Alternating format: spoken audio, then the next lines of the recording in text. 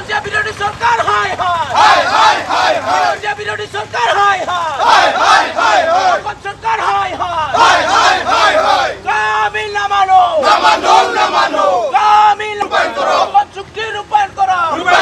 হায় হায় হায় এখন সরকার হায় হায় হায় হায় হায় ডিউশনা বাতিল করো এখন চুক্তি রূপায়ণ করো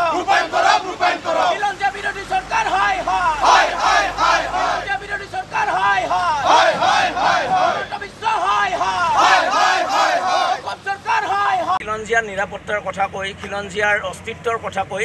এই চৰকাৰখনে খিলঞ্জিয়া বিৰোধী এখন অধিসূচনা জাৰি কৰিছে 2014 চনৰ 31 ডিচেম্বৰলৈকে অহা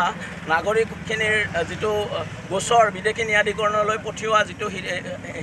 সিদ্ধান্ত আছিল এই সিদ্ধান্তটোৰ বিৰুদ্ধে অসম চৰকাৰে এখন অধিসূচনা জাৰি কৰিছে এই অধিসূচনাখনৰ জৰিয়তে বিদেশী ন্যায়াধিকৰণত এই গোচৰসমূহ পঠিয়াবলৈ মানা কৰিছে এইটো এটা দেশ অসম চুক্তি বিৰোধী কথা আৰু অসমত নাগৰিকৰ অধিকাৰ অসম চুক্তি মতে হ'ব অসম চুক্তিক উলংঘা কৰা কোনো কথা আমি সদৌ অসম ছাত্ৰ সন্থাই মানি নলওঁ অসম চুক্তি আখৰে আখৰে পালন কৰিব লাগিব অসমত বিদেশী ন্যায়াধিকৰণৰ যি ভিত্তিবৰ্গ আছে বিদেশী নাগৰিকৰ চিনাক্ত কৰাৰ যি ভিত্তিবৰ্গ আছে এই ভিত্তিবৰ্গ 1971 চনৰ 24 মাৰ্চ এই মতে চিনাক্তকৰণ কৰা হ'ব অসম চৰকাৰে এনেকুৱা ধৰণৰ যিকোনো অধিসূচনা জাৰি কৰা অধিসূচনা আমি কোনো কালে নামানো এই অধিসূচনাখন অতি শীঘ্ৰে বাতিল কৰিবলৈ আমি চৰকাৰক দাবী জনাইছোঁ আৰু এই অধিসূচনাখন যদি বাতিল কৰা নহয় তেতিয়াহ'লে আমাৰ আন্দোলন আৰু দীঘলীয়া হ'ব এই আন্দোলন চলিছিল আৰু আন্দোলন চলি যাব